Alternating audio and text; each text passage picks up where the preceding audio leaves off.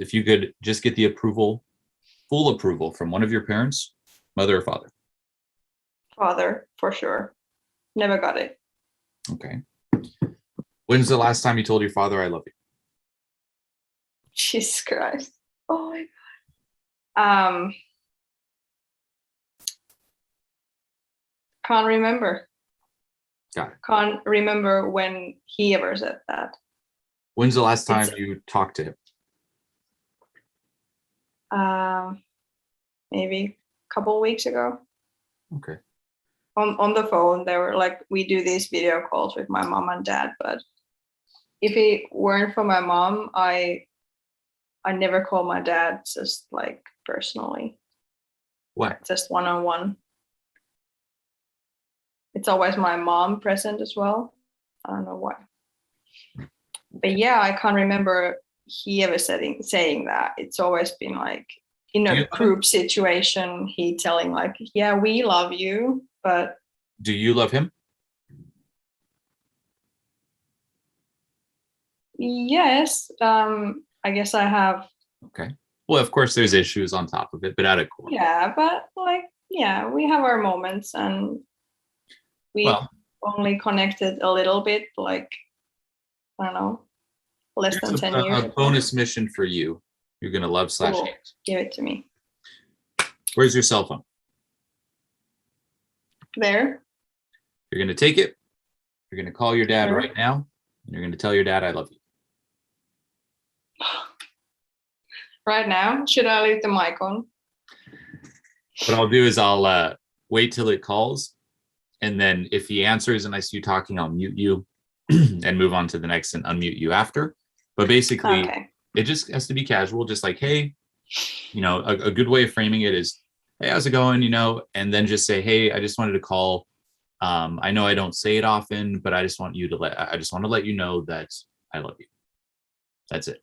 That's the mission. Then if the talk keeps on going, by all means, that talk, especially seeing the way it's poking at something within here, will be much more valuable than even if you miss the next question too, especially if there's the replay.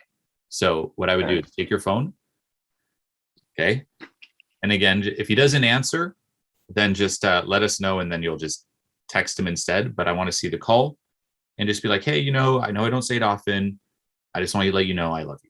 And then he might be like, what, is something wrong? Be like, nothing's wrong. I just was thinking of you, and I just wanted to let you know. We don't say it enough. Cool. Okay. So call now. As soon as he answers, I'll mute you, and then I'll unmute you, and we can talk about it after. Yeah.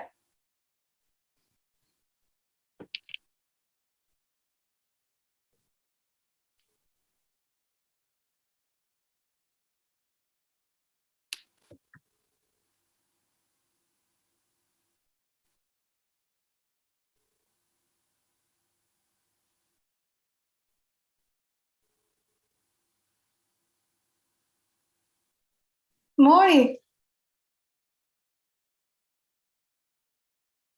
I could hear my heartbeat so fast. It was terrifying. He couldn't hear me at first. And then I said it again. And then there was another silence. And he was like, I'm speechless. And didn't respond anything else. And yeah, just asked like a bit concerned, what have you been thinking lately? Like, what is she up to now? Like, where does it come from? And yeah, he just simply thanks for the call, and we were just like chit-chatting, like, yeah, maybe go there this month, talk some more, blah, blah, blah. Nice. But yeah, that was intense.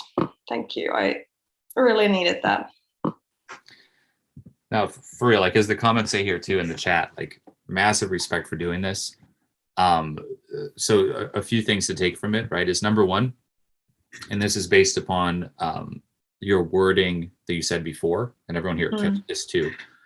You know, it's like, okay, which parents? You're like, my father, he never gave me any approval or love, right? So when you make like big generalizations like that, never, although from your perception, that could be 100% valid, it is also possible, and this is key, is that perhaps he does, but doesn't know how to show it.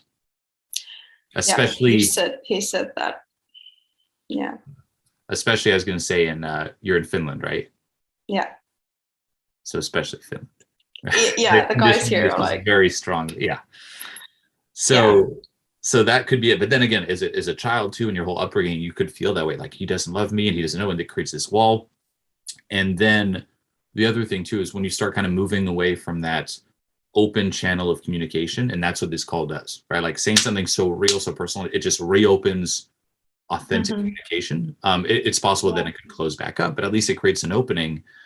Now, what that does is, one, now you can talk a bit more real, but then it also shatters that wall and the mental label that each of you place upon each other, right? So the less you talk to someone, for example, the more your mind creates the picture of who they are and what they think and what they feel and what they think about you, even though it might not. Yeah, that's right? true.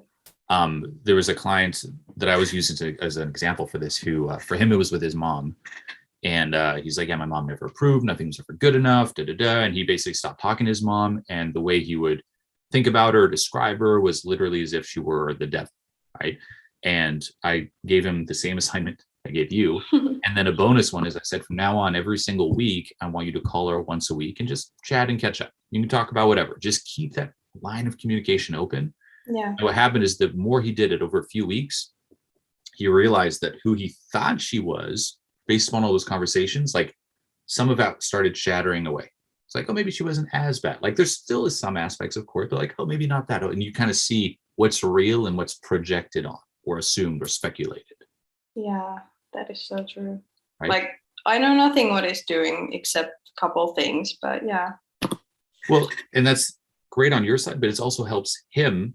And for that other client, like his mom, because that too, if it's cut, is you who's projecting, but then him too, right? He might be projecting, like you said, like, oh, it's my daughter, she's always just doing, what's she into now? Rebellious stuff, And then talking, it's like, oh shit, maybe, So again, keeping that channel open, crucial.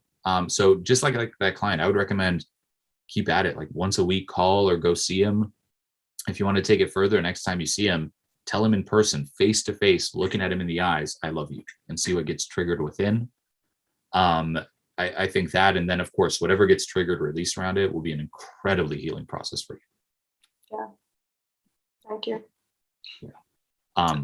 So no, for real, massive respect, and then make sure you take the win that you did this, because this takes true courage. There's the type of fear where it's like, well, I'm going to go do a social anxiety challenge, and sure, that's scary. Of course, that's scary.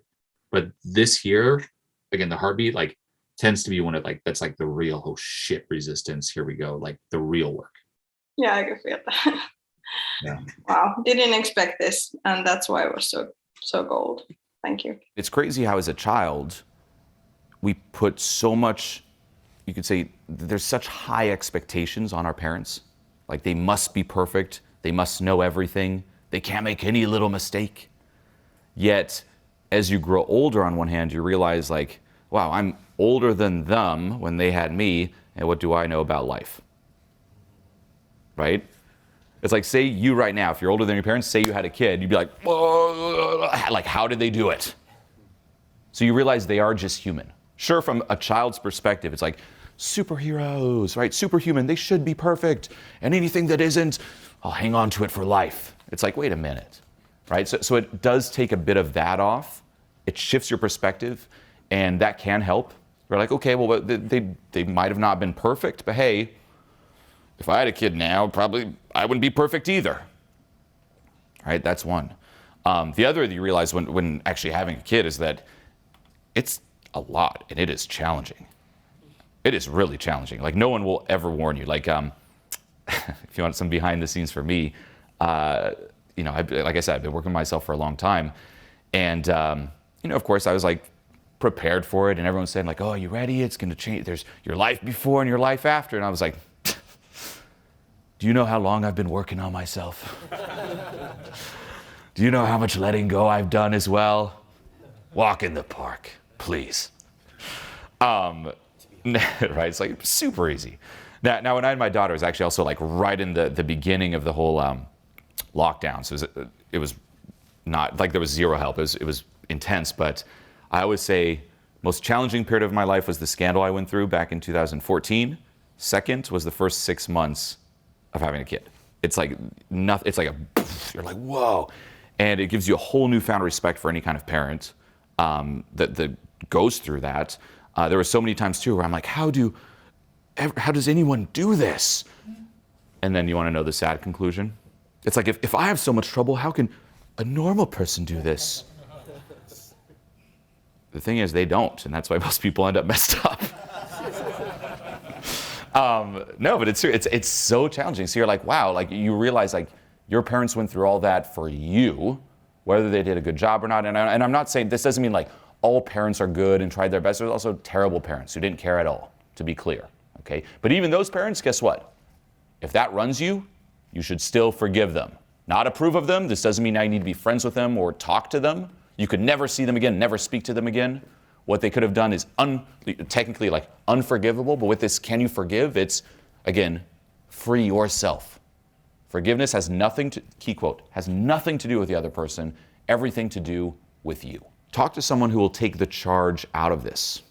This is very important, because what the mind will do without, say, if it's just you and your mind, let's put it that way. If it's just you and your mind, what your mind will do is start spiraling out of control. Say there's that little seed, like, maybe I am powerless and worthless. Maybe it's just a little different for me. Yeah, it is. Oh, really? Yeah. It's so hard for you. I mean, look at all the times you failed.